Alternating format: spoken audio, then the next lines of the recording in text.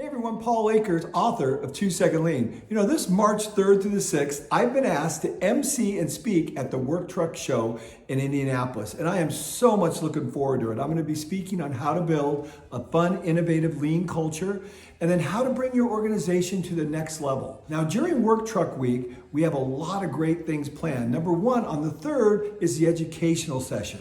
And during that time, we're going to be going over a lot of different subjects in addition to my keynote address. Number one, how to effectively implement an ERP system into your work truck organization, how to build and validate work-ready welders, managing organizational change, and how to stand out in a competitive market.